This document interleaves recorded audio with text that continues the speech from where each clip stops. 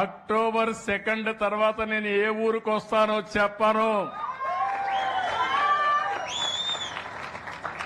2-3 గంటల కంటే ముందు చెప్పి నేరుగా ఆ ఊరికి వచ్చి నేను 9 నెలలు సమయం ఇచ్చా, ఇంకా పరిశుభ్రత లేకపోతే ఎందుకు లేదో చెప్పే బాధ్యత అక్కడ కలెక్టర్ దగ్గర నుంచి అడ్మినిస్ట్రేషన్ తీసుకోవాల్సిన అవసరం ఉంది. ఇప్పటి నుంచి మీరు పనిచేయండి. మీకు టైం ఇచ్చాను. నేను సమస్యలు పరిష్కారం చేయగలిగిన సమస్యలన్నీ పరిష్కారం చేసే బాధ్యత మీ మీద ఉంది. ఇంత మునుపు ఈ మాత్రం కూడా సమయం ఇచ్చేవాడిని కాదు.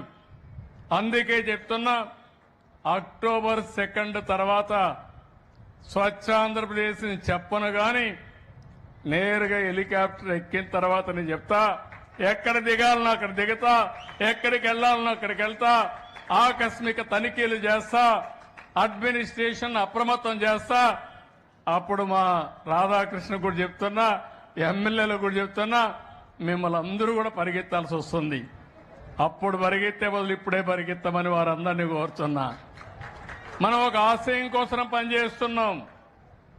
మీరు చూడండి, నేను ఎప్పుడు టెక్నాలజీ మాట్లాడితే ఎగతాళి చేశారు.